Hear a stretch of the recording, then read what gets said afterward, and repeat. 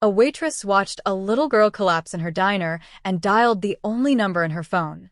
Papa, the voice that answered was cold, commanding, terrifying. What she didn't know, she'd just called the most feared mafia boss in city. And now his daughter won't let her go. The coffee pot slipped from Sophia's hand, shattering across the diner floor. Not because she was clumsy.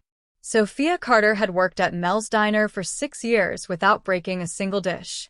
Her hands were steady, even on her worst days. Even on days like today, the anniversary of the day she buried her daughter.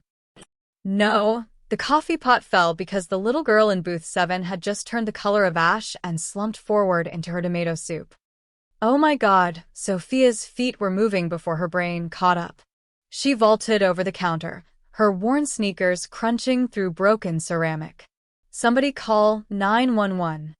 The only other customers, an elderly couple sharing a slice of pie, froze with their forks in midair. The girl couldn't have been more than 8 years old. Dark hair, pale skin, dressed in a private school uniform that probably cost more than Sophia's monthly rent. She'd come in alone 20 minutes ago, which had struck Sophia as odd. Kids that young didn't usually wander around this part of Chicago by themselves, especially not at 9 o'clock on a rainy Tuesday night. Sophia had asked her if she was waiting for someone. The girl had just nodded and ordered soup in a voice barely above a whisper. Now that same girl was unconscious, her small body sliding sideways across the vinyl booth. Sophia caught her before she hit the floor. The girl's skin was clammy and cold. Too cold. Hey, sweetie, can you hear me? Sophia gently laid her down, checking for a pulse. It was there, weak and irregular, but there. The girl's breathing was shallow, her lips tinged with blue. Sophia's nursing training kicked in like muscle memory. She dropped out of nursing school 8 years ago when Emma got sick, but some things you never forget. She tilted the girl's head back, making sure her airway was clear. Checked her pupils, dilated and unfocused. This wasn't choking. This wasn't an allergic reaction. This was cardiac. Did anyone call 911? Sophia shouted. The old man by the window fumbled with his phone, his hands shaking. Sophia's mind raced. She needed information. Medical history. Emergency contacts. Anything. The girl's designer backpack sat in the booth. Sophia grabbed it, dumping the contents onto the table.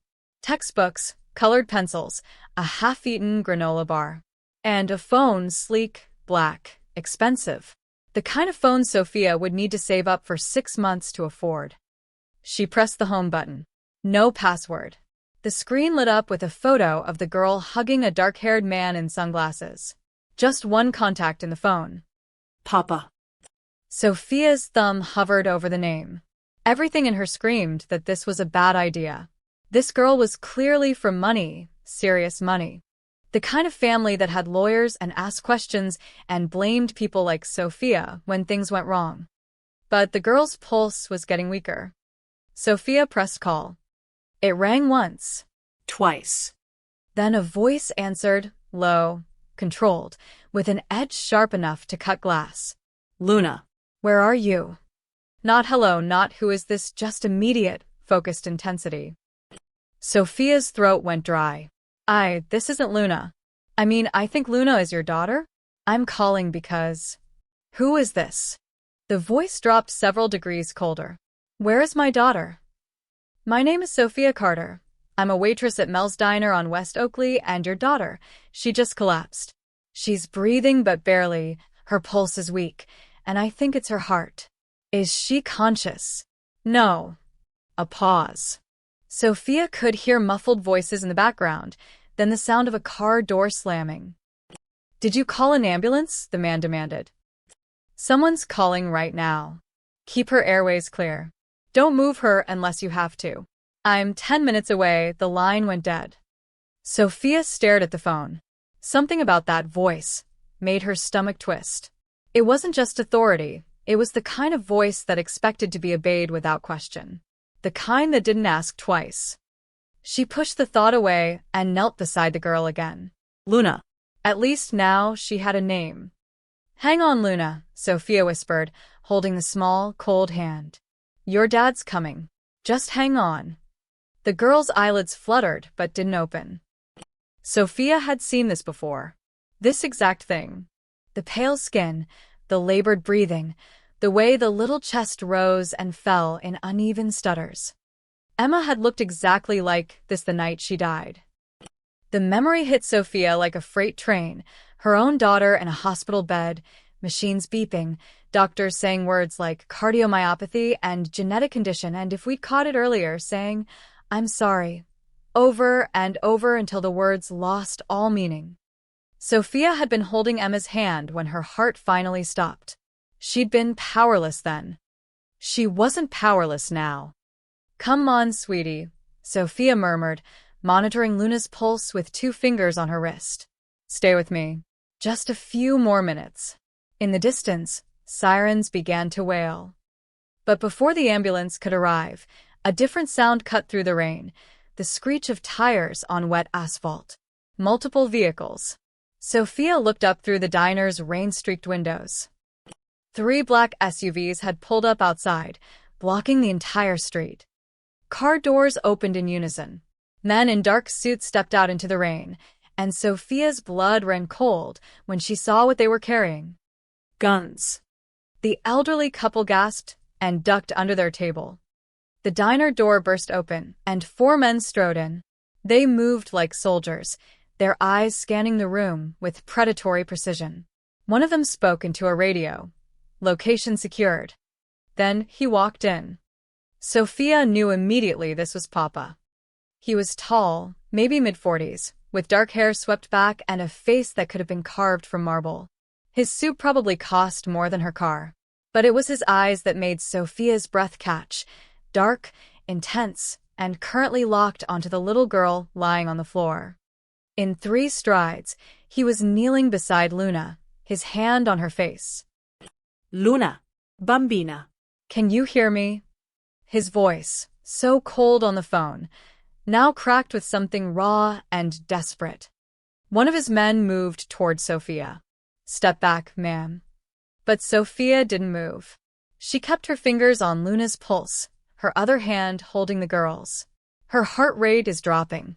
The ambulance is almost here, but we need to." I said step back. The man reached for her arm. "Touch her, and you'll regret it, Marco." The voice was quiet, but it froze everyone in place.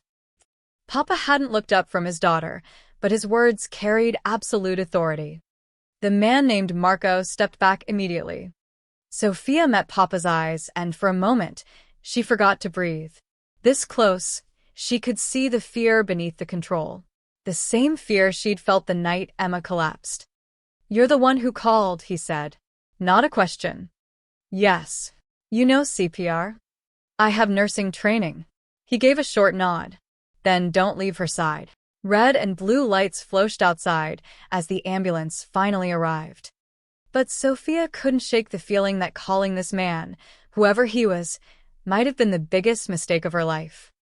Or maybe, something whispered in the back of her mind, it was the beginning of something neither of them could have seen coming. The paramedics pushed through the door with a stretcher and equipment boxes. A young woman with her hair in a tight bun immediately dropped to her knees beside Luna. "What happened?" she asked, snapping on latex gloves. "Cardiac episode," Sophia said quickly. "Weak, irregular pulse. Shallow breathing. Lips cyanotic. She's been unconscious for about 8 minutes." The paramedic's eyebrows rose slightly. Civilians didn't usually use words like cyanotic, but she didn't waste time asking questions. Her partner, a stocky man with a graying beard, was already setting up an oxygen mask. Papa, Sophia still didn't know his real name, moved back exactly 1 inch to give them room, but his hand never left Luna's shoulder. His jaw was clenched so tight Sophia could see the muscle jumping beneath his skin.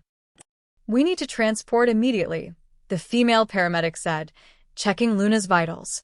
"Sir, are you the father?" "Yes." "Does she have any medical conditions we should know about?" He hesitated for a fraction of a second. No. "Nothing diagnosed." Sophia's head snapped toward him. That hesitation, she'd heard it before. From parents who suspected something was wrong but hadn't wanted to face it. From parents who'd been ignoring symptoms because acknowledging them made it real. The paramedics lifted Luna onto the stretcher with practiced efficiency. The oxygen mask covered half her small face. "We're taking her to Chicago Memorial," the bearded paramedic announced. "You can follow in your vehicle." "I'm riding with her." Papa's tone made it clear this wasn't up for discussion. "Sir, there's limited space." I'm "Riding with her." The two paramedics exchanged glances. The female one nodded. fine. "But only you." Sophia grabbed her coat from behind the counter. "I'm coming too." Marco, the suited guard, stepped into her path. "Ma'am, that's not necessary. We can handle." "She knows me." Sophia didn't raise her voice, but something in her tone made Marco pause. "When she wakes up in that ambulance, scared and confused, she's going to see strangers and guns and her father, who looks like he's about to break something. She needs someone calm. Someone who isn't falling apart." She had meant it as an insult, but Papa's eyes flashed dangerously. "You think I can't? I think you're terrified." Sophia cut him off, meeting his stare without blinking. "I think you love that little girl more than anything in this world, and I think that's exactly why you're the last person who should be trying to keep her calm right now." The diner went absolutely silent. Marco's hand moved toward his jacket. Another guard muttered something in Italian that sounded like a curse. The elderly couple under the table held their breath. Sophia's heart hammered against her ribs, but she didn't look away from Papa's face. She'd already lost everything that mattered 8 years ago. What could this man possibly do to her that would be worse than that? Papa stared at her for a long moment. Then, impossibly, the corner of his mouth twitched. "You have a smart mouth," he said quietly. "I have an honest mouth. There's a difference." Another beat of silence. Then Papa turned to his men. "She rides with us." Marco looked like he'd been slapped. "Boss, we don't know anything about her." "She could be. She saved my daughter's life." Papa's voice dropped to a lethal softness. "Question my judgment again, Marco, and we'll have a different conversation." Marco's face went pale. "Yes, sir." The female paramedic raised her hands. "Look, I don't care who's coming, but we need to move now. The girl's heart rate is dropping." Everything happened fast after that. Sophia found herself squeezed into the back of the ambulance between medical equipment and Papa's broad-shouldered frame. The door slammed shut, and the siren wailed to life. Luna looked impossibly small on the stretcher, her dark hair spread across the white pillow.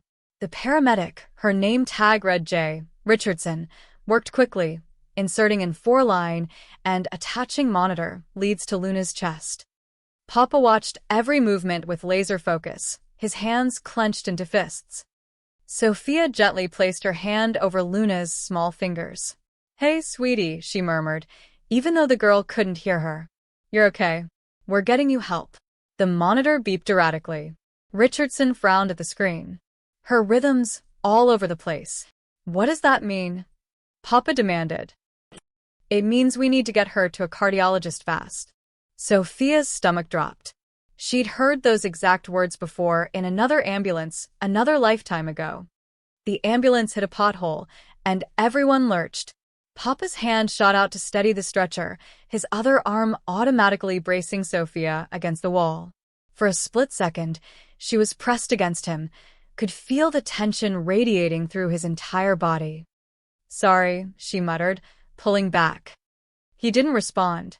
His eyes were locked on Luna's face, and Sophia saw something in his expression that made her chest ache. It was the look of a man watching his entire world slip away, powerless to stop it. She knew that look. She'd worn it herself.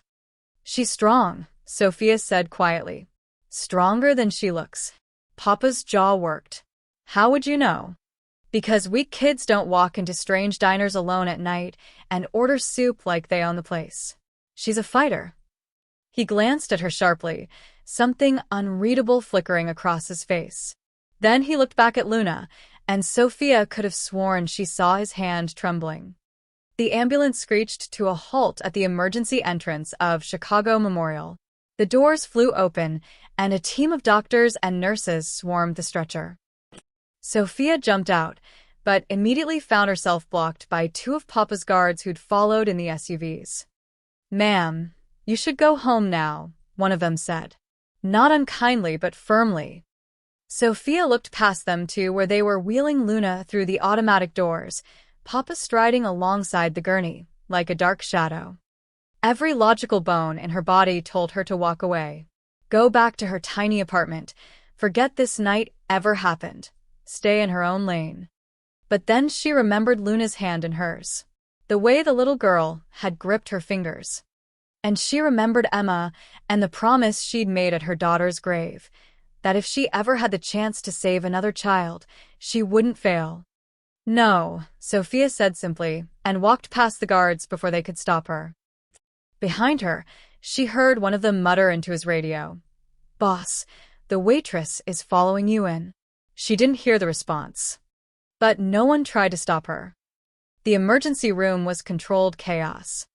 Sophia stood pressed against the wall as doctors and nurses swarmed around Luna's bed. Machines beeped and hummed. Someone called out blood pressure numbers. A tall doctor with silver hair barked orders about EKG readings and cardiac enzymes. Papa stood at the foot of the bed, motionless as a statue. His men had formed a perimeter around the room, which the hospital staff pretended not to notice. Sophia suspected people didn't argue with men carrying guns, even in a hospital. "We need family medical history," the silver-haired doctor said, not looking up from his tablet. "Any history of heart disease? Arrhythmia? Sudden cardiac events?" Papa's silence stretched too long. The doctor finally looked up, impatient. "Sir, I need answers if you want me to help your daughter." "Her mother died of a heart condition." The words came out flat, emotionless. 6 years ago. The doctor's expression shifted. "What kind of condition?" "I don't know the name." She collapsed.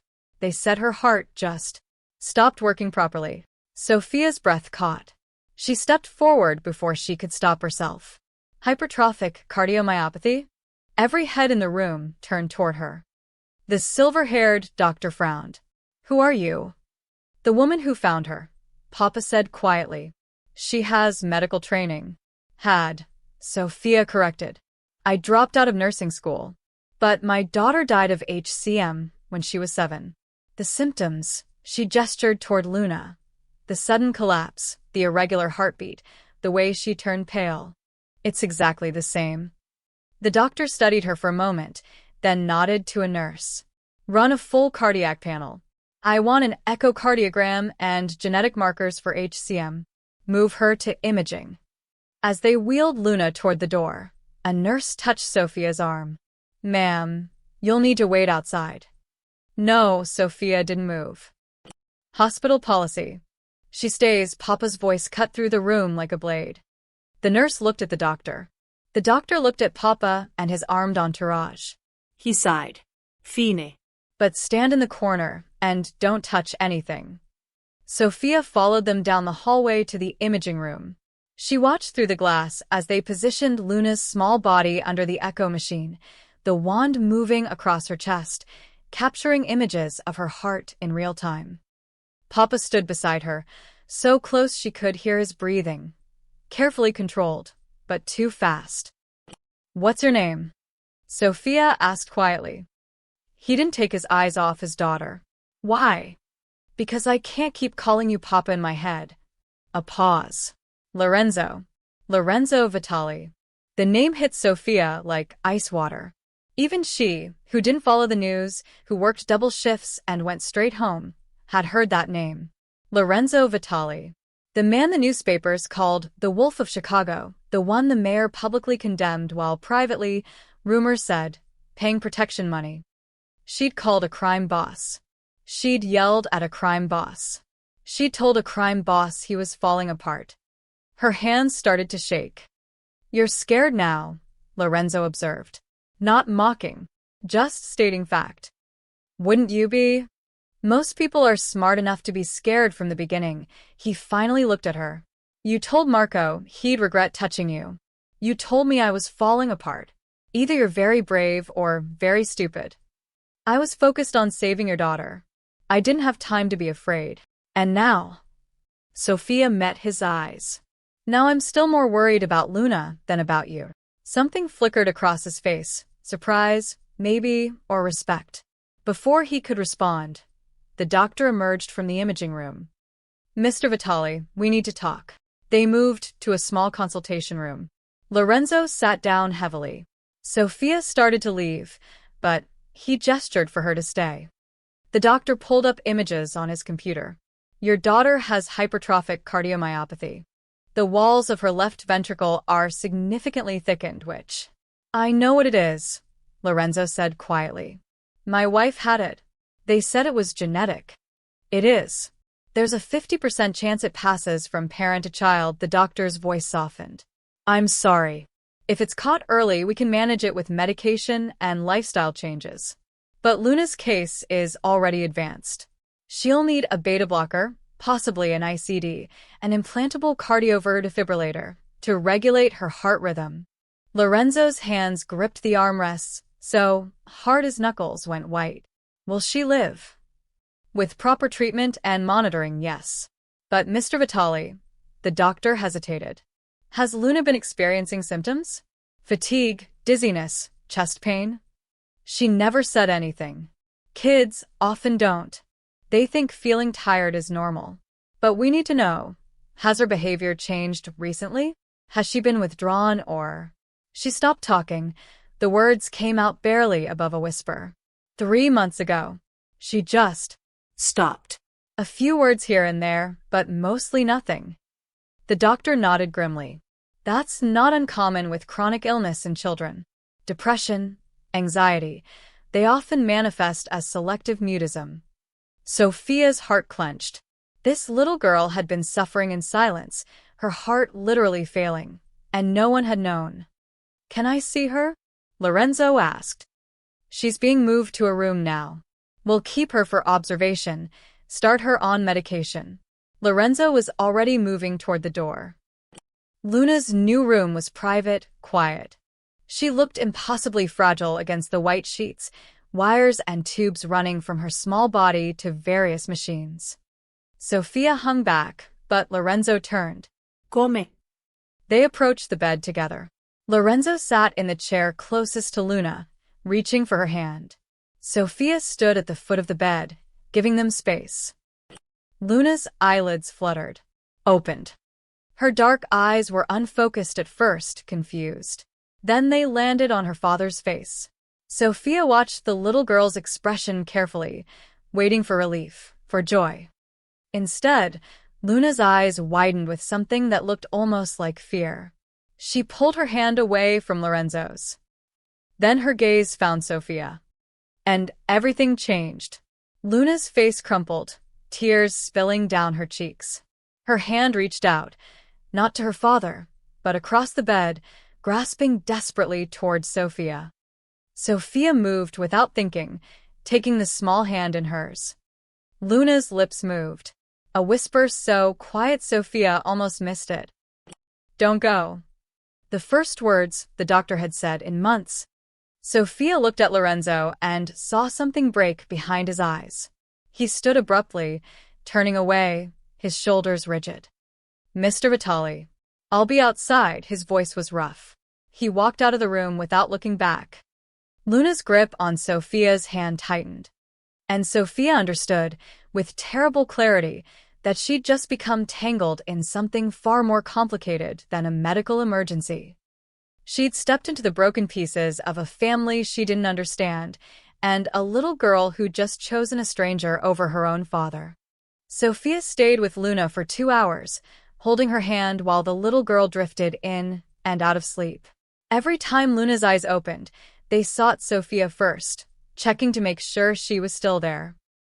A nurse came in to check vitals and adjust medication. She smiled warmly at Sophia. You're a good mother. I'm not her mother, Sophia said quietly. The nurse's smile faltered. Oh. I just assumed. Her father's outside. The nurse glanced toward the door, where one of Lorenzo's guards stood like a statue. Her smile disappeared entirely. Right. Well, the girl seems calm with you here. That's what matters. After the nurse left, Sophia gently extracted her hand from Luna's grip.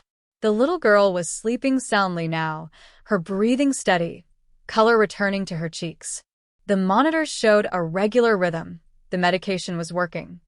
Sophia needed coffee. And a bathroom. And maybe to call her boss at the diner to explain why she'd disappeared in the middle of her shift. She slipped out of the room. Lorenzo was in the waiting area, sitting alone despite the 3 guards positioned around the room's perimeter. He wasn't on his phone or reading magazines. Just staring at nothing, his hands clasped between his knees. He looked up when Sophia approached. "She's sleeping," Sophia said. "The nurse said her vitals are stable." Lorenzo nodded, but didn't speak.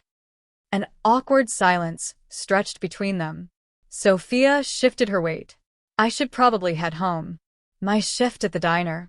Sit, it wasn't quite in order, but close. Sophia hesitated, then lowered herself into the chair beside him. Up close, she could see the exhaustion in his face, the shadow of stubble on his jaw. He looked older than he had a few hours ago. "She hasn't spoken to me in 3 months," Lorenzo said quietly. "Not more than a few words. I thought she was angry with me." I thought he stopped, jaw clenching. "I didn't know she was dying." "She's not dying," Sophia said firmly. "She has a condition. It's manageable. My wife managed it too. Until she didn't." Sophia didn't have an answer for that. Lorenzo reached into his jacket and pulled out a thick envelope. He set it on the small table between them. "For what you did tonight." Sophia stared at the envelope. Even without opening it, she could tell it was stuffed with cash. A lot of cash. "I don't want your money, Mr. Vitali. It's not about want. You saved my daughter. That deserves compensation." "I didn't save her for money." "Then why did you save her?" He turned to look at her directly. "You don't know her. You don't know me. You could have just called 911 and walked away." Sophia met his gaze. "Because she's a little girl and she needed help. That's reason enough." Lorenzo studied her face like he was trying to solve a complicated puzzle. Then he pushed the envelope closer to her. "Take it anyway. Consider it a thank you." Sophia pushed it back. "You don't fix people with cash, Mr. Vitali. Your daughter doesn't need your money. She needs you to figure out why she's so scared of you that she won't even talk to you." The temperature in the room seemed to drop 10 degrees. One of the guards, a younger man with sharp features, took a step forward. "Hey, you can't talk to him like..." Lorenzo held up one hand. The guard froze mid-sentence. "Everyone out," Lorenzo said quietly. "Now." His men exchanged glances. Marco opened his mouth to protest. "Out." They filed out of the waiting room, though Sophia could see them taking positions just outside the door. Probably still listening. Lorenzo leaned back in his chair, and for the first time that night, Sophia saw something that might have been amusement in his eyes. "You're either the bravest woman I've ever met," he said, "or you have a death wish." "I'm a waitress from the South Side who buried her only child 8 years ago," Sophia said. "What exactly do you think you can threaten me with that's worse than what I've already lived through?" The amusement vanished from his face. "Your daughter. The one with HCM." "Emma." "She was 7-inch. Sophia's voice stayed steady even as her chest tightened. "We couldn't afford the treatment. The surgeries. By the time we got her into a program for low-income families, it was too late." Lorenzo was quiet for a long moment. "I'm sorry. Are you?" "Because I look at Luna, and I see my daughter. I see a little girl who has a father with enough money to save her life 1,000 times over, and she still ended up in my diner alone, eating soup, having a cardiac episode because nobody noticed she was sick." Sophia stood, her hands shaking with anger she didn't know she'd been holding. "So no, Mr. Vitali, I don't want your money. I don't want your gratitude. I want you to do better by that little girl before you lose her the way I lost mine." She turned to leave. "Sophia." She stopped but didn't turn around. "Why did you come to the hospital?" Lorenzo asked. "You made the call. You did your part. You could have stayed at the diner." Sophia looked back at him over her shoulder. Because she held my hand. And because I made a promise to my daughter that if I ever had a chance to save another child, I wouldn't walk away. She left before he could respond. Outside in the hallway, she nearly collided with Marco, who was leaning against the wall with another guard, a muscular man with a scar across his eyebrow. That was stupid, Marco said. Not threatening. Almost concerned. Nobody talks to the Don like that. Maybe someone should, Sophia muttered, heading toward the elevator. She heard Marco's voice behind her, quieter now, speaking to the scarred guard. She's dangerous, Nico. How? She's a waitress. Because she makes him soft.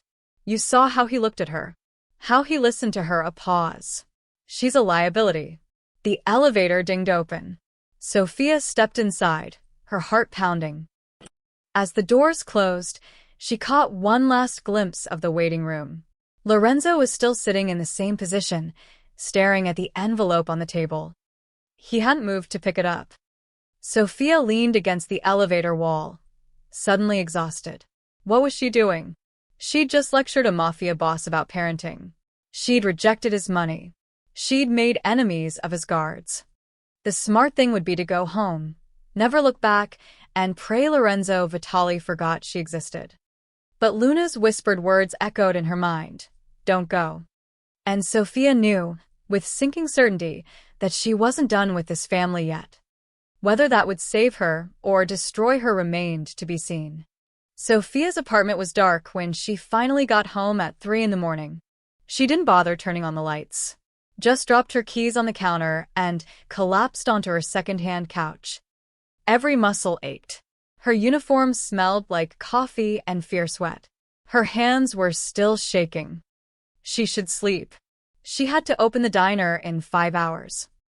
Instead, she found herself walking to the small bookshelf in the corner of her living room. Her fingers found the frame immediately, even in the darkness. She'd touched it so many times over the years that she knew exactly where it was. Sophia carried it to the window, where streetlight filtered through the blinds. Emma smiled up at her from the photograph. 7 years old, missing her 2 front teeth, wearing her favorite purple dress. They'd taken this picture at Navy Pier, one of the good days, before the hospital stays became constant, before the word terminal entered their vocabulary. I met a little girl tonight, Sophia whispered to the photo. She has your condition. Your smile. Your dark hair. Her voice cracked. She's so scared, Em. And her father, he has all the money in the world to save her, but he doesn't know how to reach her. The photo didn't answer. It never did. Sophia set it back on the shelf and moved to her tiny kitchen. She made tea she didn't drink and stared at the wall until the sun started to rise. At some point, she made a decision. She called the diner at 6:30. Her boss, Mel, answered on the 3rd ring. Sophia? Jesus. Where did you disappear till last night? Old man Henderson said there was an ambulance and guys with guns. I know. I'm sorry. A customer's daughter collapsed. I had to make sure she was okay. Is she? Sophia closed her eyes. She will be. Mel, I need a favor. I need the next 2 weeks off. Silence. Then, 2 weeks? Sophia, you've never taken more than 2 days off in 6 years. I know. I'm sorry. But this little girl, she needs help, and I'm the only one she'll talk to. Another long pause. You gonna tell me what's really going on? Probably better if I don't. Mel shined. Fine. 2 weeks. But you better come back, Carter. You're the only one who knows how to work the ancient coffee machine. Thank you. Sophia hung up and stared at her phone. Then, before she could second-guess herself, she pulled up the contact information from the hospital discharge papers they'd given her the night before. She texted the number listed as Patient Emergency Contact, Father. This is Sophia Carter. I'd like to volunteer to help with Luna's care at the hospital. I have nursing experience, and she seems comfortable with me. Let me know if this is acceptable. She hit send before her common sense could stop her. The reply came 30 seconds later. Why? Sophia typed, because she needs someone who understands what she's going through. And because I need to know I didn't walk away. 3 minutes passed. Then. Chicago Memorial, room 347. Be there at 9 a.m. Lorenzo was standing outside Luna's room when Sophia arrived, talking in low tones with a man in an expensive suit. Not security this time. A lawyer, maybe, or a business associate. They both fell silent when they saw her. We'll finish this later, Lorenzo said to the man, who nodded and left without a word. Lorenzo studied Sophia. She'd changed into jeans and a clean sweater, pulled her dark hair back in a ponytail. Without her diner uniform, she looked younger. And tired. You didn't have to come, Lorenzo said. Yes, I did. My men can hire proper nurses. Professionals with current credentials. Your men can hire 100 nurses and Luna still won't talk to them. Sophia met his gaze. She talked to me. Lorenzo's jaw tightened. 2 words. Which is 2 more than she's said to anyone else in months. He couldn't argue with that. There are rules, Lorenzo said finally. You don't ask questions about my work. You don't talk to reporters. You don't repeat anything you see or hear. I'm here for Luna, not for you. I know something shifted in his expression. That's why I'm saying yes. He opened the door to Luna's room.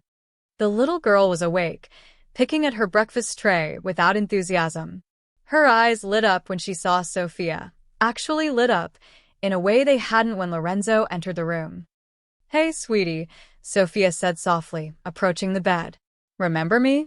Luna nodded. Then, in a whisper so quiet Sophia almost missed it. You stayed. Sophia's throat tightened. I said I would, didn't I? For the first time, Luna smiled.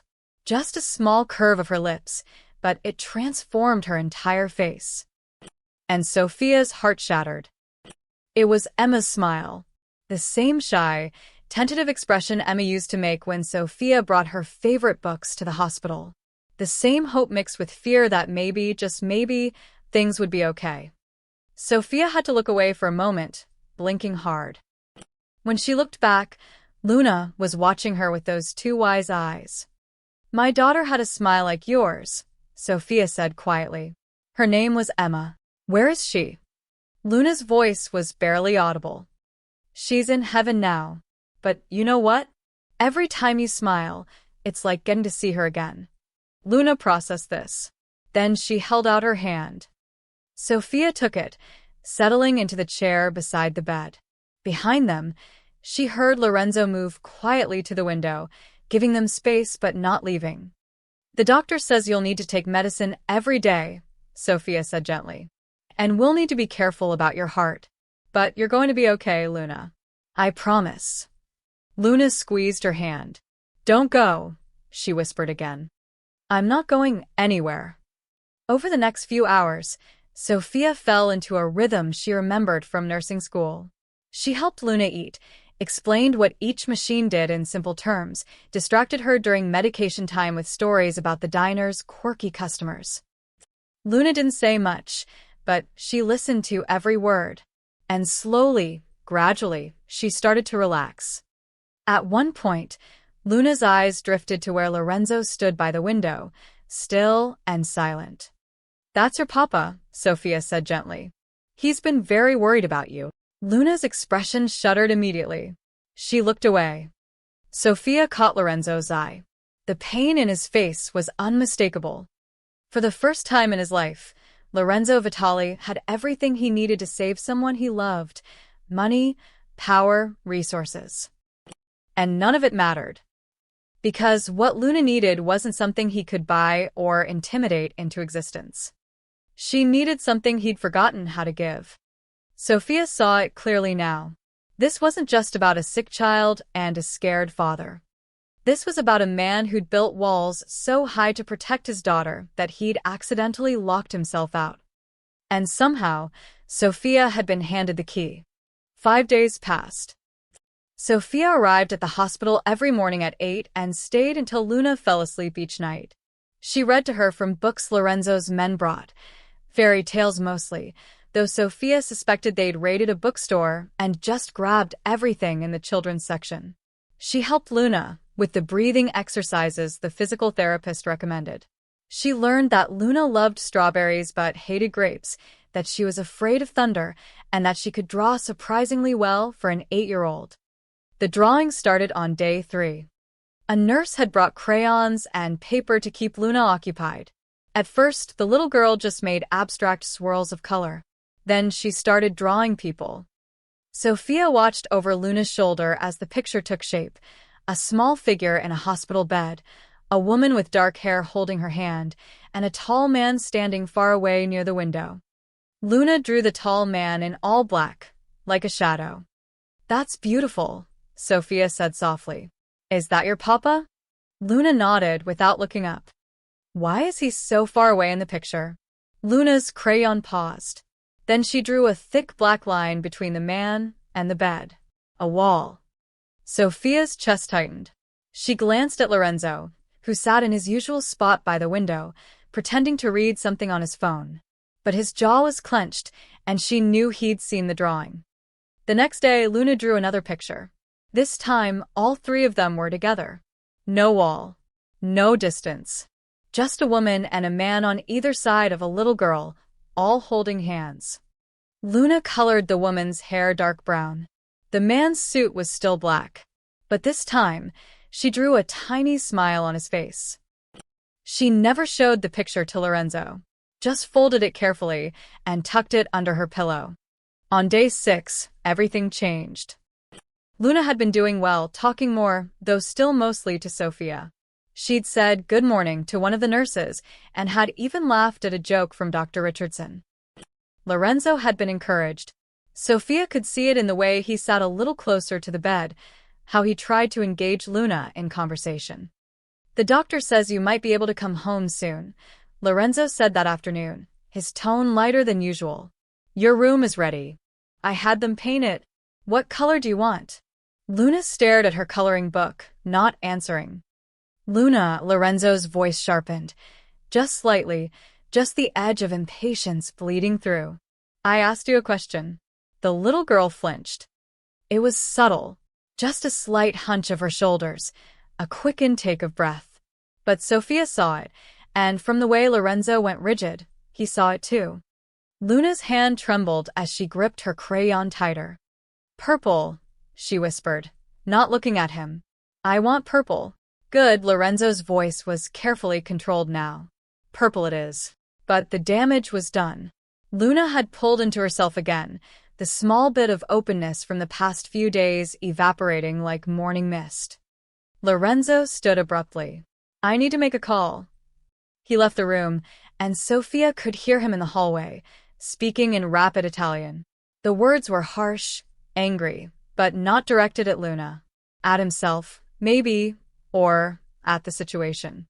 Sophia waited until Luna seemed calmer, then followed Lorenzo into the hall. He was leaning against the wall, one hand pressed against his forehead. His guard stood at a respectful distance. "Mr. Vitali." He looked up, and Sophia saw exhaustion carved deep into his features. "She's afraid of me," he said flatly. "My own daughter is afraid of me."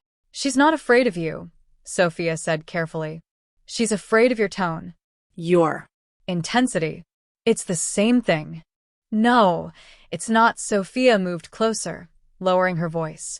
"You talk to her the way you probably talk to your men. Like you're giving orders. Like you expect immediate obedience. I'm her father. She should." "She's 8 years old," and her heart almost stopped. Sophia cut him off. "She doesn't need a boss right now, Mr. Vitali. She needs a dad." Lorenzo stared at her.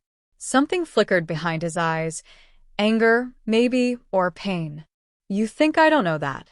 I think you've spent so long being the man everyone fears that you've forgotten how to be the man your daughter needs." The words hung in the air between them. One of the guards, Marco, shifted uncomfortably. "Boss, you don't have to listen to." "Shut up, Marco." Lorenzo didn't take his eyes off Sophia. His voice was quiet, dangerous. "You have no idea what you're talking about." "Don't I?" Sophia stepped closer, meeting his gaze. "I've watched you for 6 days. You sit in that room like you're attending a business meeting. You check your phone every 10 minutes. You give her choices like they're negotiations. But you never just sit with her. You never ask her how she feels. You never tell her you're scared too. I can't show weakness. She's not your enemy. Sophia's voice rose, and she forced herself to take a breath. She's a little girl who almost died, who's terrified of dying like her mother did, and she needs to know that her father is human, that he's scared, that he loves her more than whatever empire you've built. Lorenzo's hands clenched into fists.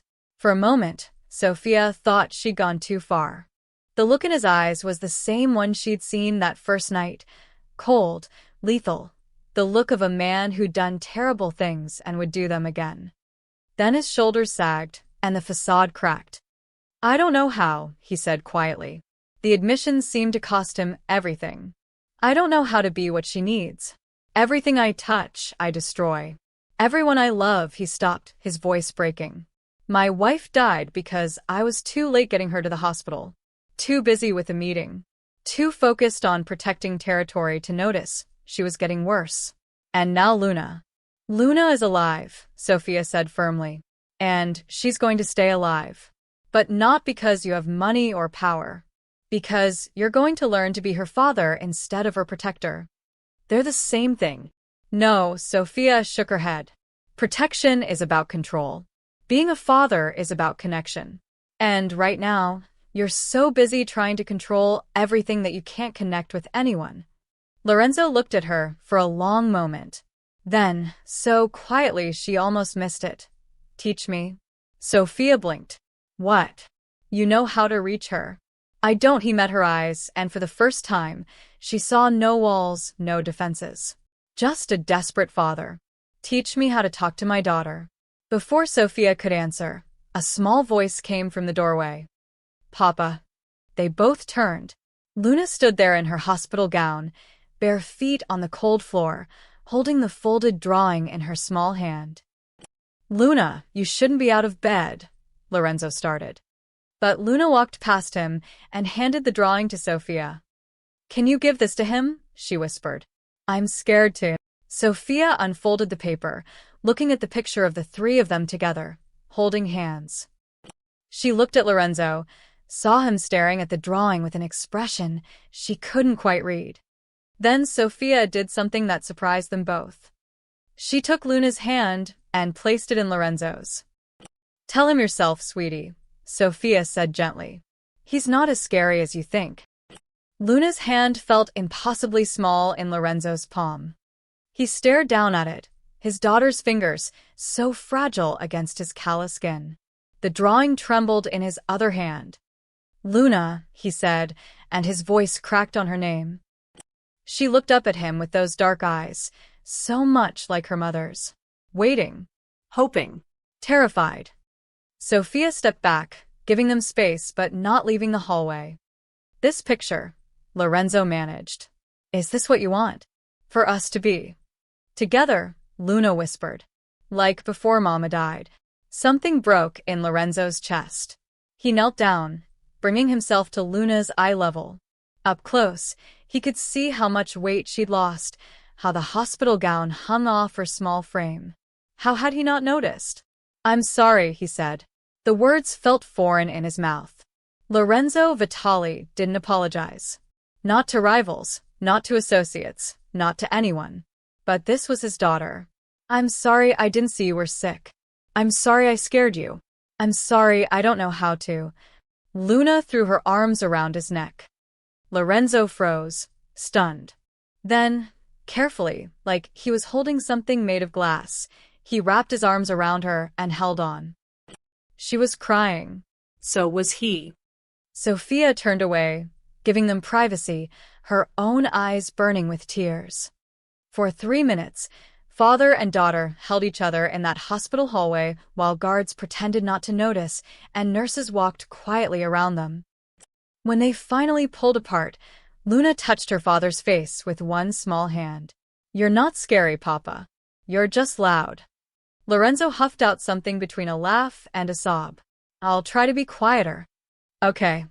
He stood, scooping Luna into his arms like She weighed nothing. Let's get you back to bed before the nurses yell at me. They won't yell at you. Everyone's scared of you. Not everyone. Lorenzo glanced at Sophia, who was wiping her eyes. Some people are too stubborn to know better. Sophia smiled despite herself. They were halfway back to Luna's room when Lorenzo's phone buzzed. He ignored it. It buzzed again. And again. Luna felt him tense. You have to go, she said quietly. Not a question. No. I'm staying right here. The phone rang. Lorenzo pulled it out, ready to turn it off, but the name on the screen made him stop. Dante Urgent. Dante was his consigliere. 20 years of loyalty. The man who handled problems Lorenzo couldn't afford to ignore. He never called unless it was life or death. Lorenzo looked at Luna, then at Sophia. I need to take this. I'll be right back. He set Luna gently on her bed and stepped into the hallway, pressing the phone to his ear. This better be important. Boss, we have a problem. Dante's voice was tight. The Barbieri family knows about Luna. Every muscle in Lorenzo's body went rigid. How? Someone talked. Maybe a nurse. Maybe someone saw the convoy. Doesn't matter. Marcus Barbieri is making moves. My sources say he's planning something. What kind of something? The kind where he uses your daughter to settle old scores. Dante paused. He knows she's sick, Lorenzo. He knows she's vulnerable. And he knows you'll do anything to protect her. Lorenzo's free hand clenched into a fist. Marcus Barbieri had been a thorn in his side for 3 years, a rival family trying to muscle into Lorenzo's territory. They'd had an uneasy truce, but truces were fragile things in their world. What are you suggesting? Lorenzo asked, though he already knew. Send her away. Tonight. I have a place in Italy, a villa, secure, off the books. We can have her on a plane in 2 hours with a medical team. She'll be safe there until we handle Barbieri. For how long? However long it takes. Weeks. Maybe months. Lorenzo looked through the window into Luna's room. She was showing Sophia another drawing, actually smiling. Actually talking. After months of silence, his daughter was finally coming back to him. No, Lorenzo said. Boss. I said no. I'm not sending her away. Then you're putting her life at risk. Dante's voice hardened. You know how Barbieri operates. He won't come at you directly. He'll go after what you love. And right now, that girl is the biggest target in Chicago. So, we eliminate the threat. It's not that simple. Barbieri has connections. The commission won't approve a hit without cause.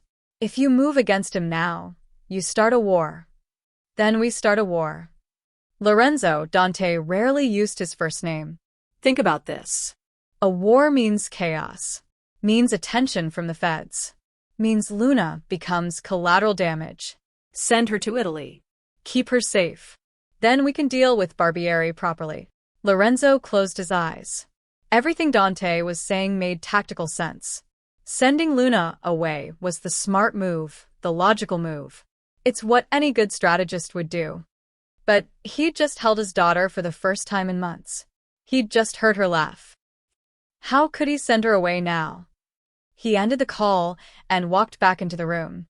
Sophia looked up from Luna's drawing, and something in his expression made her stand. What's wrong?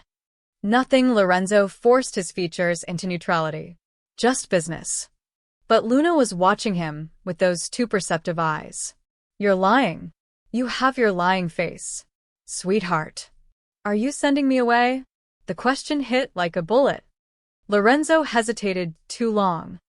Luna's face crumpled. No. No, I don't want to go. Papa, please. It's just for a little while. Just until. No. Luna grabbed Sophia's hand, tears streaming down her face. I won't go without Sophia. She's my safe place. She's the only one who. She dissolved into sobs, clutching Sophia like a lifeline. Sophia wrapped her arms around the little girl, shooting Lorenzo a look that could have melted steel. What did you do? There are people who want to hurt her. Lorenzo's voice was strained. People who will use her to get to me. The only way to keep her safe is to rip her away from the one person she's finally opened up to. Sophia's voice shook with fury. She just started talking again, Lorenzo. She just started trusting you. And your solution is to send her to another country? You don't understand the world I live in. I understand that you're about to make the same mistake again. Sophia's eyes blazed. Choosing your empire over your daughter. Putting business before family.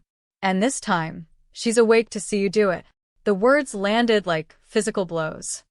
Lorenzo looked at his daughter, sobbing, terrified, begging not to be sent away, and saw his wife's face the night she died. Saw himself arriving at the hospital too late, too consumed with protecting his interests to notice she'd been dying for months. History repeating itself. Marco appeared in the doorway. Boss, Dante says we need to move now. The plane is ready. Luna's sobs intensified. Papa, please. Please don't make me go. Lorenzo stood frozen, torn between every instinct he had. Protect his daughter by sending her away. Or keep her close and risk losing her forever. For the first time in his life, Lorenzo Vitali had no idea what to do. And the clock was ticking. Lorenzo made his decision. Call off the plane, he said to Marco, not taking his eyes off Luna. We're staying. Boss, Dante said. I don't care what Dante said. Tell him to double security here. Triple it. I want men on every floor, every entrance, every window. Nobody gets near this room without my approval. Marco hesitated, then nodded and stepped into the hallway, already on his phone. Lorenzo knelt beside Luna's bed. I'm not sending you away. I promise. Luna threw her arms around his neck again, her small body shaking with relief. Thank you, Papa. Thank you. Sophia watched the reunion, her expression unreadable. She should have felt relief. Luna was staying, that was good. But something cold settled in her stomach as she watched Lorenzo's guards multiply outside the room. This wasn't over. Whatever threat he'd mentioned, it was real. And she'd just become part of it. Sophia went home that night for the first time in a week. Her apartment felt foreign, too quiet after the constant beeping of hospital monitors. She took a shower, changed into clean clothes, and was making coffee when someone pounded on her door. Miss Carter, I know you're in there. Sophia recognized the voice, Mr. Kowalski, her landlord. She opened the door to find him standing in the hallway, arms crossed, his weathered face set in angry lines. Mr. Kowalski, it's 11 at night. You got 30 days to get out. Sophia's stomach dropped. What?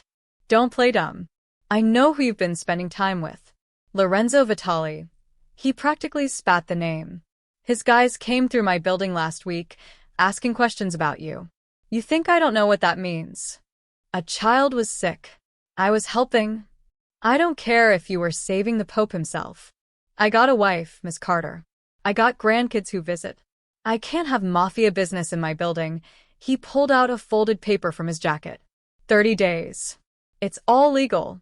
Already talked to my lawyer. He dropped the eviction notice in her hand and walked away. Sophia stood in her doorway, staring at the paper, feeling her carefully constructed life crumbling around her. She'd lived in this apartment for 8 years. It was where she'd brought Emma home from the hospital for the last time, where she'd packed away her daughter's clothes after the funeral, where she'd learned to live with the grief. And now it was gone, because she'd saved a little girl's life. Lorenzo found out the next morning. Sophia didn't tell him. She wouldn't have, but apparently his men had been watching her building. They reported everything. I can fix this, Lorenzo said as soon as she walked into Luna's hospital room. I'll talk to your landlord. Or I'll buy the building. Or I'll set you up in a better place. Somewhere safe, secure. No, Sophia's voice was flat. Sophia, be reasonable. I said no. She set her bag down with more force than necessary. I'm not your charity case, Mr. Vitali. I'm not another problem for you to throw money at. This isn't about money. You're in danger because of me. I'm homeless because of you. The words came out sharper than she intended. I'm losing my home because I got tangled up in your world. So forgive me if I don't want to be even more dependent on you. Luna looked between them, her eyes wide. Sophia's leaving? No. Sweetheart, Sophia's voice softened immediately. I'm not leaving you. I just need to find a new place to live. You can live with us. Luna said brightly. Right, Papa? Our house is really big. The suggestion hung in the air like a grenade. That's not appropriate, Sophia said firmly. Your Papa and I barely know each other. I have guest houses, Lorenzo said. Separate from the main residence. Fully furnished, secure. You wouldn't be living with me, just on the property. So, I'd be your employee? You'd be under my protection. I don't want your protection. Sophia's voice rose. Don't you get it? This is exactly what I'm trying to avoid. Being another person who lives off Lorenzo Vitali's generosity, who owes him, who belongs to him. I don't own people, Lorenzo said coldly. Don't you? Sophia rounded on him. Your men jump when you speak. Nurses trip over themselves to accommodate you. My landlord is terrified of you. Everyone in your orbit belongs to you in one way or another. That's not fair. Isn't it? Sophia stepped closer, her hands trembling. My daughter died because I couldn't afford treatment. Do you know what that's like? Watching your child slip away because you're poor? Because you don't matter to anyone with power? Lorenzo's jaw tightened. Sophia. I worked 3 jobs. I begged hospitals for help. I applied for every program, every grant, every charity, her voice cracked. And you know what I learned? People like you don't help people like me unless there's something in it for you. Rich men don't use their power to save dying children. They use it to build empires and protect their interests. That's not what I'm doing here, isn't it? Sophia's eyes blazed. You're not keeping Luna at the hospital because it's best for her. You're keeping her here because sending her away makes you look weak. This whole situation, the guards, the guns, the threats, it's all because of choices you made. And now Luna and I are both paying the price. The room went silent. Luna had tears streaming down her face. Don't fight, she whispered. Please don't fight. Sophia's anger deflated immediately. She moved to Luna's side, taking her hand. I'm sorry, sweetie. I didn't mean to upset you. Lorenzo stood rigid by the window, his back to them both. You're wrong about one thing, he said quietly. I'm not keeping Luna here for my reputation. I'm keeping her here because sending her away would break what's left of her heart. He turned, and Sophia saw something raw in his expression. You think I don't know what I am? What I represent? I've built everything I have on fear and violence. I know that. But Luna is the one good thing I've ever created, and I'm trying, his voice broke slightly. I'm trying not to destroy her too. Sophia looked at him, really looked, and saw the truth. He wasn't a monster. He was just a man who'd made terrible choices and was drowning in the consequences. Just like she was. I don't want to live in your house, she said finally. But I need time to find somewhere else. Can your men?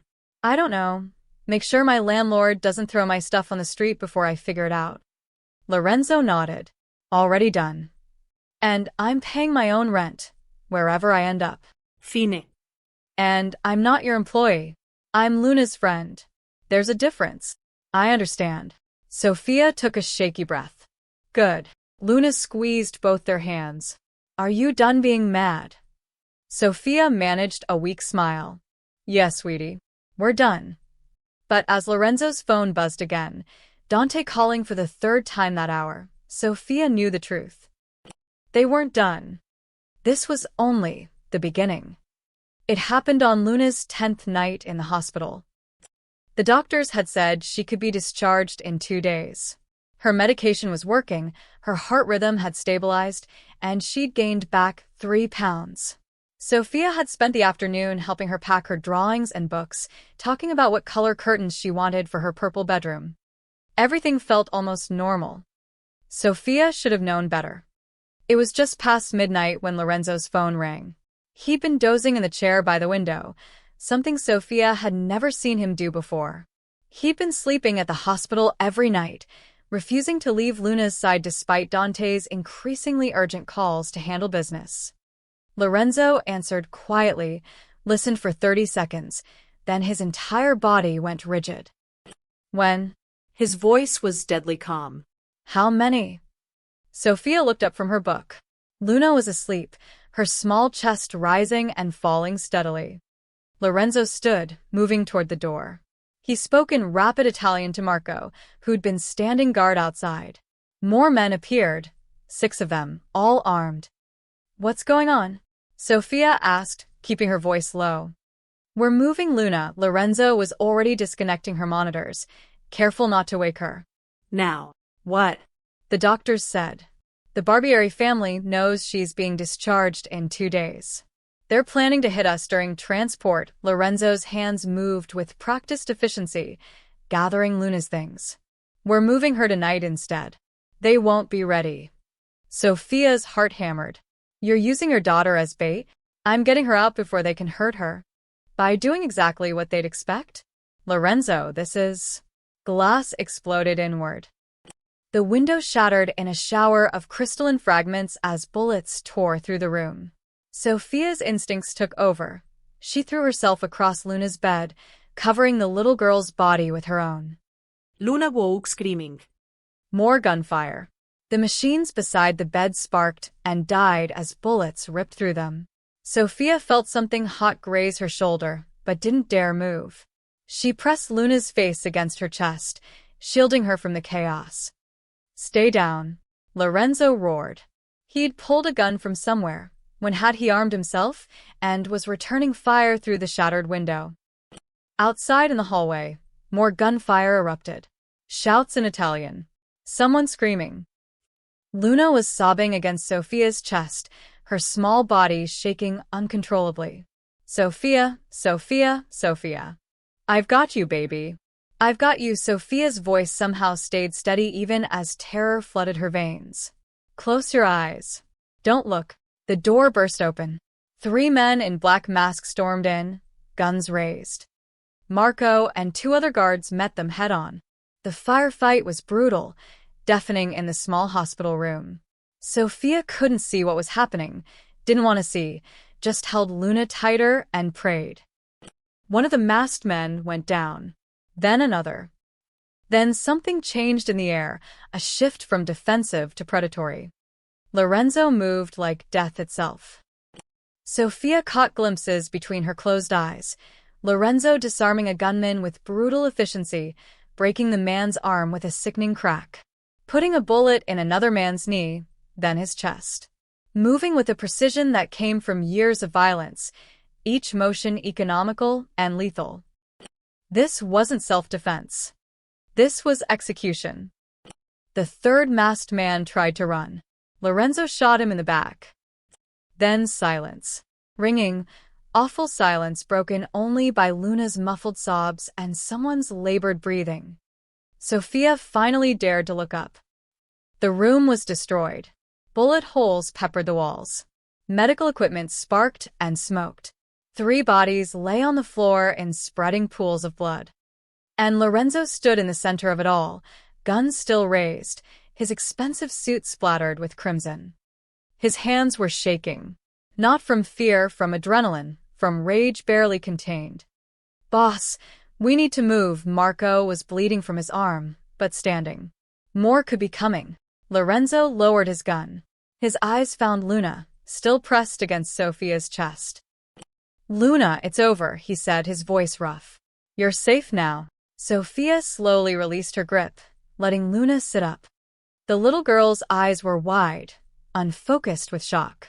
They swept the room, the broken glass, the bodies, the blood, and landed on her father.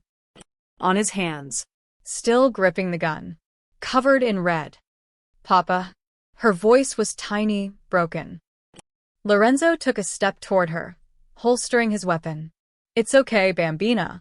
They can't hurt you now. I took care of. Luna screamed. Not a scream of fear from the attack. A scream of pure terror directed at Lorenzo himself. She scrambled backward on the bed, pressing herself against Sophia, her eyes locked on Lorenzo's blood-stained hands like they were vipers. Get away! Luna shrieked. Get away from me! Lorenzo froze. Luna, I was protecting you. You killed them. You killed them. She was hyperventilating, her face turning pale. The heart monitor, the one machine still working, began beeping frantically. Sweetheart, they were trying to hurt you. I saw you. I saw what you did. Tears streamed down Luna's face. You're a monster. Mama said you were a monster, and she was right. The words hit Lorenzo like bullets. He staggered back a step, his face draining of color. Sophia wrapped her arms around Luna, feeling the little girl's racing heartbeat against her own chest. Luna, you need to calm down.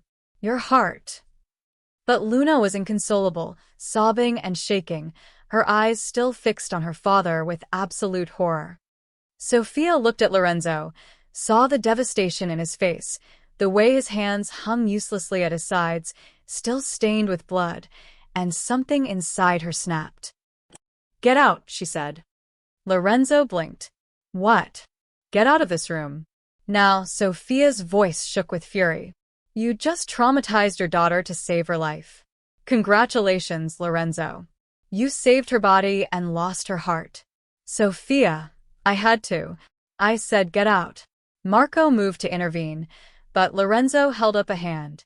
His face was a mask of stone, but his eyes were broken. He looked at Luna one more time. His daughter pressed against Sophia, still sobbing, still terrified of him. Then he turned and walked out of the room without a word. The door closed behind him with a soft click. And Sophia was left holding a shattered little girl in a room that smelled of gunpowder and blood, wondering if some things, some people, were too broken to ever be fixed. Outside in the hallway, she could hear Lorenzo's voice, cold and empty. Clean this up. And find every member of the Barbieri family. I want them to know what happens when they touch what's mine. Sophia closed her eyes and held Luna tighter. The war had just begun. Luna was moved to a different hospital across the city within an hour of the attack. This one had no windows in the patient rooms. Armed guards on every floor. Metal detectors at every entrance. It looked less like a hospital and more like a fortress. Luna didn't speak for 3 days. Not to the nurses. Not to the doctors. Not even to Sophia. She just lay in bed, staring at the ceiling, her small hands clutching the blanket. When Sophia tried to hold her hand, Luna would pull away, not roughly, but with a kind of defeated exhaustion that was somehow worse.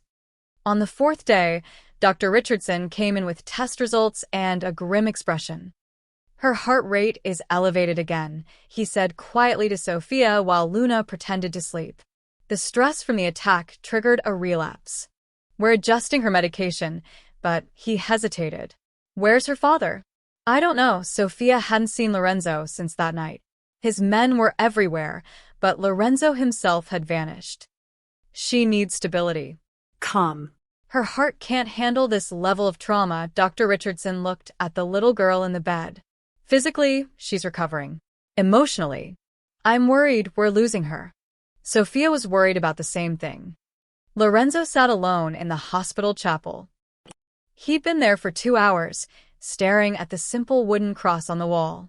He wasn't a religious man, hadn't stepped foot in a church since his wife's funeral, but he had nowhere else to go. His phone buzzed constantly. Dante calling. Marco calling. His lawyers, his accountants, his contacts in City Hall. Everyone wanting to know what the next move was. Lorenzo had declared war on the Barbieri family the night of the attack. He'd mobilized every resource, called in every favor, prepared to burn their organization to the ground. But then he'd heard Luna screaming in his nightmares. You're a monster. Mama said you were a monster, and she was right. His wife had said that. The night before she died, during one of their final arguments, she'd begged him to leave the life, to take Luna and disappear somewhere safe. He'd refused. Said he had responsibilities, obligations, a kingdom to protect. She'd looked at him with such disappointment. You're not building a kingdom, Lorenzo. You're building a prison. And one day, Luna will see you for what you really are. She'd been right. If I can't be the father she needs, Lorenzo whispered to the empty chapel, Then I don't deserve her. His phone buzzed again. This time he answered. Boss, we have a problem. Dante's voice was tight with urgency. The Barbieri family is mobilizing. They're calling in allies from New York, from Miami. If we don't strike first. Call them, Lorenzo said. What? Call Marcus Barbieri. Tell him I want a meeting. Silence. Then, boss, if this is about negotiating terms of surrender, you know they'll. I'm not surrendering. I'm declaring a truce. A truce? Dante's voice rose in disbelief. They just tried to kill your daughter. They attacked a hospital. And you want to? Yes. Lorenzo, that's suicide. The other families will see it as weakness. Every crew that's been waiting for you to show vulnerability will move against us. We'll lose everything. I know. Another long silence. You're serious? Completely. Why? Lorenzo closed his eyes. Because I've built a kingdom out of fear, Dante. And it's time it fell. 30 minutes later, Lorenzo's inner circle gathered in a private conference room at the hospital. 6 men who'd been with him for years, who'd helped him build his empire from nothing. Dante stood at the head of the table, arms crossed. Marco leaned against the wall, his injured arm in a sling. The others sat in various states of confusion and concern. Explain to me, Dante said carefully, why we're calling off a war we're positioned to win. Lorenzo stood by the window, this one reinforced with bulletproof glass. Because Luna saw me kill 3 men. Because she called me a monster. Because the doctors say the stress is destroying her heart, he turned to face them. Because I'm choosing my daughter over everything else. Boss, we can protect her, Marco said. We can move her somewhere safe, somewhere the Barbieri family can't touch her, and then we finish this fight. And what happens when I finish it? Lorenzo's voice was quiet but firm. I kill Marcus Barbieri and his brothers. Maybe his cousins too. Maybe anyone who ever worked for him. And then what? Luna grows up knowing her father is a mass murderer. She grows up in hiding, surrounded by guards, never able to live a normal life. She becomes exactly what I've been trying to prevent. She's already in that life, Dante argued. The moment she was born into this family, that was her fate. Then I'm changing her fate. By destroying everything we've built. Yes, Lorenzo met each man's eyes in turn. I'm calling off all operations. Declaring a truce with every family, including the Barbieris. I'm stepping down. The room erupted. You can't just step down. The commission will never accept. You'll be killed within a month. Enough. Lorenzo's voice cut through the chaos. I've made my decision. Anyone who doesn't like it can walk away right now. No hard feelings. I'll make sure you're set up with someone who still has ambitions in this world. No one moved. I'm not asking you to follow me into retirement, Lorenzo continued. I'm releasing you from your obligations. All of you. Your loyalty has been appreciated, but it's no longer required. Dante stared at him like he'd never seen him before. You're really doing this? For an 8-year-old who won't even look at you? Yes. She might never forgive you for what she saw. I know. So you're giving up your power, your protection, your life's work. For nothing. Lorenzo thought about Luna's drawing, the one with all 3 of them holding hands, smiling. The one she'd hidden under her pillow and never showed him. Not for nothing, he said quietly. For the chance that maybe, someday, she won't be afraid of me anymore. Dante shook his head slowly. You're either the bravest man I've ever met, or the biggest fool. Probably both. Lorenzo picked up his phone. Set up the meeting with Barbieri. And get our lawyers started on the paperwork. I want everything legitimate, everything clean. No loose ends. One by one, his men filed out of the room, some shaking their heads, others looking like they'd just witnessed something they didn't quite understand. Marco was the last to leave. He paused at the door. Boss, what are you going to do after this? Lorenzo looked toward the floor where Luna's room was, where she lay refusing to see him. I'm going to figure out how to be the father she deserves, he said. Even if it kills me. Marco nodded slowly and left. Alone again, Lorenzo pulled off his signet ring, the heavy gold band with the Vitali family crest, the symbol of his authority that he'd worn for 15 years. He set it on the table and walked away without looking back. 3 weeks later, Luna was discharged. The doctors were cautiously optimistic. Her heart was responding well to medication. Her rhythm was stable. Physically, she was healthier than she'd been in months. Emotionally was a different story. She'd started talking again to Sophia, to the nurses, even to Dr. Richardson. But whenever Lorenzo entered the room, she went silent. She didn't scream anymore, Didn't cry. just retreated into a polite, distant quiet that was somehow worse than the terror had been. Lorenzo took it without complaint. He'd sit in the corner of her room, never too close, and tell her about the house, about the purple bedroom that was ready for her, about the garden where she could plant flowers if she wanted, about the library he'd had installed with every book he could think of. Luna would nod politely and say, "That's nice, Papa," in a voice that held no warmth. Then she'd turn back to Sophia and ask what story they were reading next.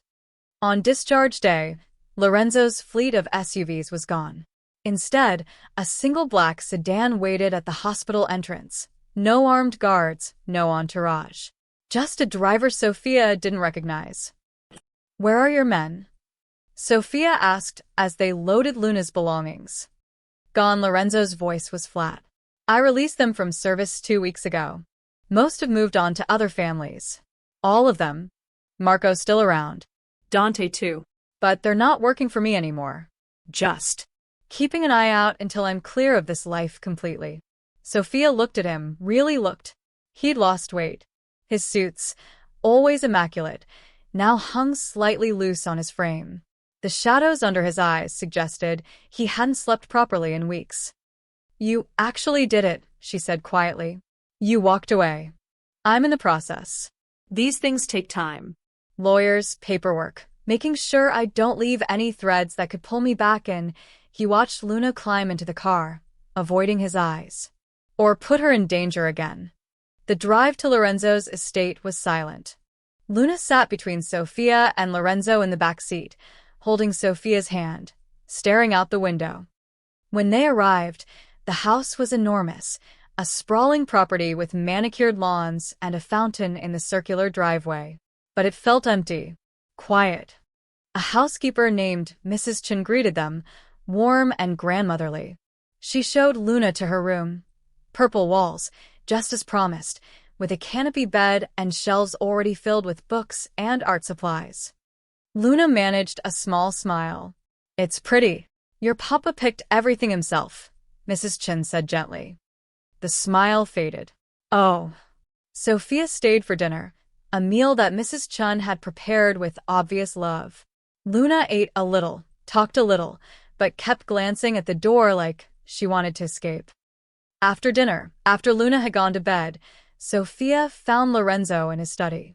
He was staring at paperwork spread across his desk, but she could tell he wasn't really seeing it. "I should go," Sophia said from the doorway. Lorenzo looked up. "Thank you. For everything. She's going to need time." "I know," he stood, running a hand through his hair. "I hired a child therapist. She starts next week. And there's a tutor. Luna's missed too much school. And Mrs. Chen will be here whenever Luna needs anything." "What about you? What about me? Where will you be?" Lorenzo was quiet for a long moment. Then he pulled an envelope from his desk drawer and handed it to her. "What's this?" Sophia asked. 3 months rent for an apartment. Not in my name, nothing that ties back to me. Just. "So you have somewhere safe while you figure things out." He held up a hand before she could protest. "It's not charity. Consider it payment for the time you spent caring for Luna. You lost your home because of me. This is me fixing my mistake." Sophia wanted to argue, wanted to tell him she didn't need his help. But she did need it.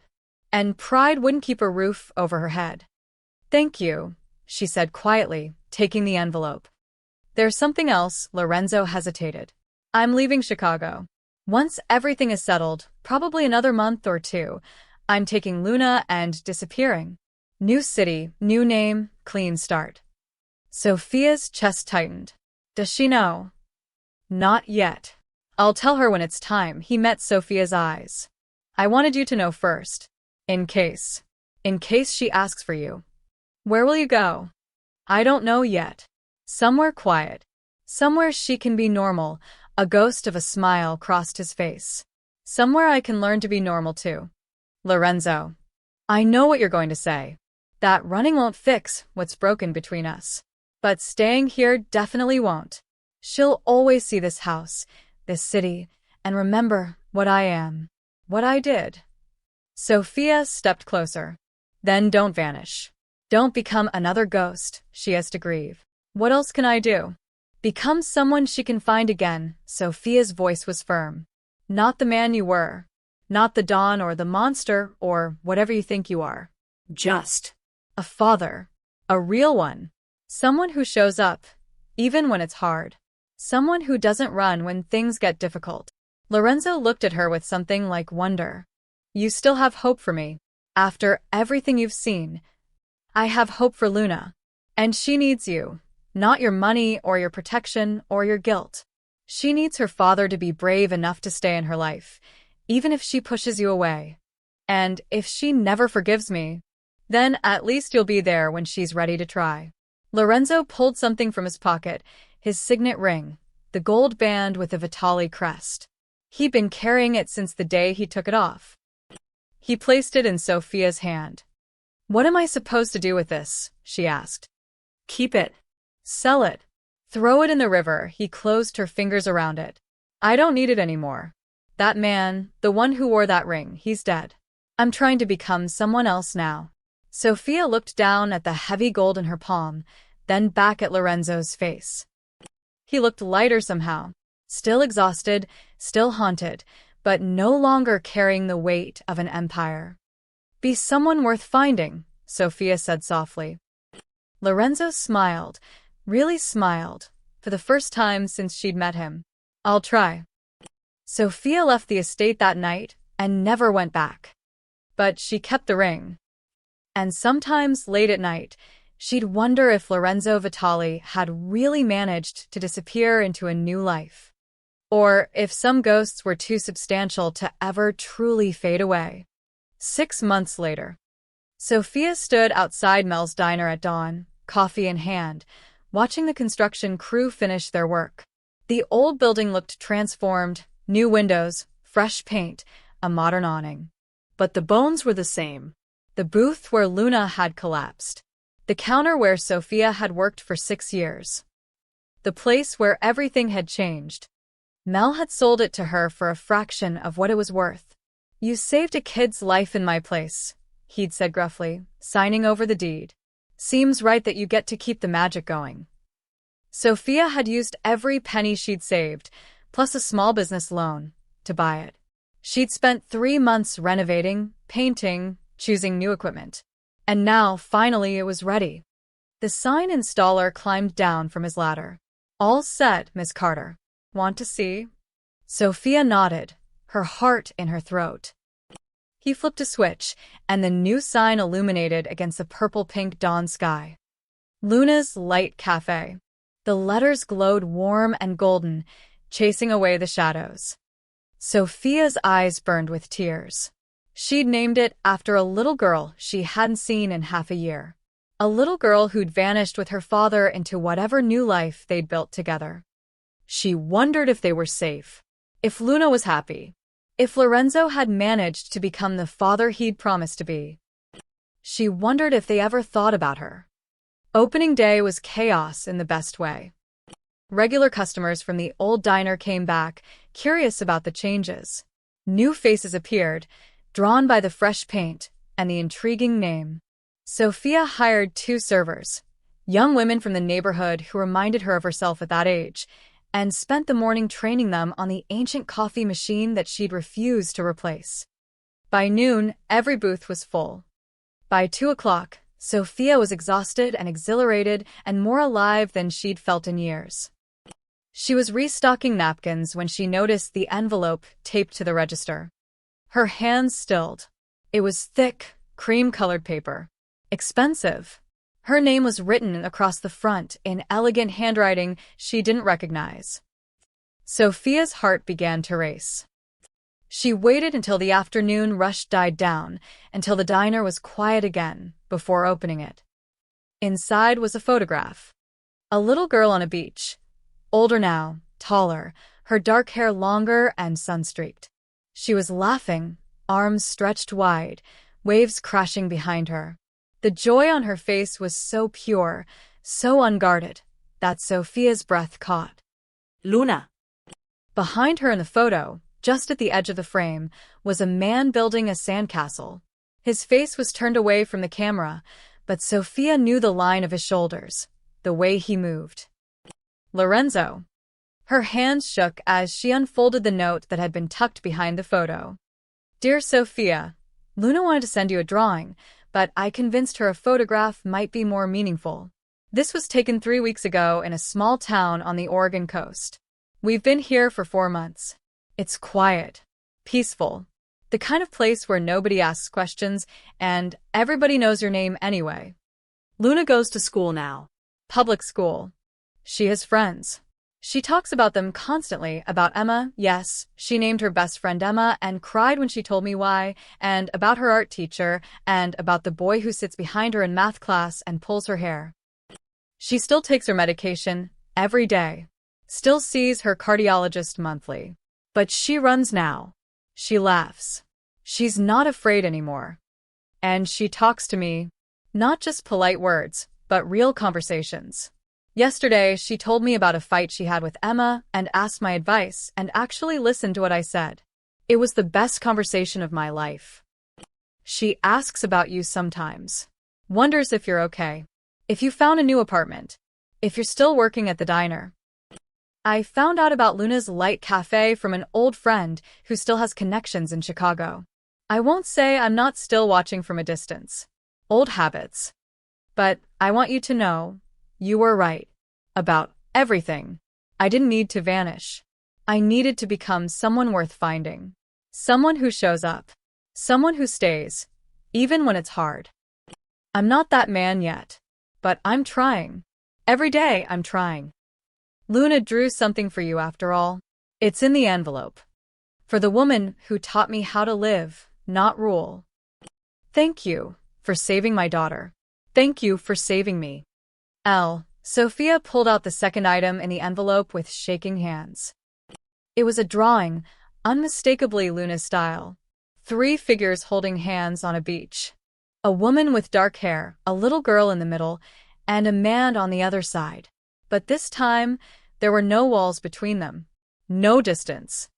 And everyone was smiling. At the bottom, in careful child's handwriting, my family. Love, Luna. Sophia pressed the drawing to her chest and let herself cry. Big, gasping sobs of relief and joy and bittersweet loss all tangled together. They were okay. Luna was happy. Lorenzo was trying. That was enough. That had to be enough. The sun was setting when Sophia finally walked to the front door of the cafe. The street was quiet now, the dinner rush still an hour away. She looked at the drawing in her hand one more time, then carefully pinned it to the bulletin board behind the counter, right next to the old photograph of Emma. 2 little girls. 2 chances to save someone. 2 pieces of her heart given away and somehow, impossibly, making her more whole. Sophia flipped the sign in the window from closed to open. Outside, the cafe's golden lights reflected on the wet pavement from an earlier rain. The sign above glowed against the darkening sky, Luna's Light Cafe. And Sophia understood, finally, what Lorenzo had been searching for all along. Not power, not control, not kingdoms built on fear. Just this, a small light in the darkness. A place where broken people could find their way home. A second chance to get it right. Lorenzo had found his light in a quiet beach town, learning to be a father. Luna had found hers in laughter and friendship, and a life no longer shadowed by fear. And Sophia had found hers here, in this diner, serving coffee and hope to anyone who walked through her doors. 3 lives, changed by one terrible night and one impossible choice. 3 lights, burning in different places, but somehow still connected. Sophia smiled as the first evening customers began to arrive, the bell above the door chiming its welcome. The light Lorenzo could never find was shining now in all their worlds. And it would keep shining, as long as there were people brave enough to choose love over fear, connection over control, and second chances over giving up. Luna's light, Emma's memory, Sophia's hope. All of it glowing golden in the gathering dusk, chasing the shadows away.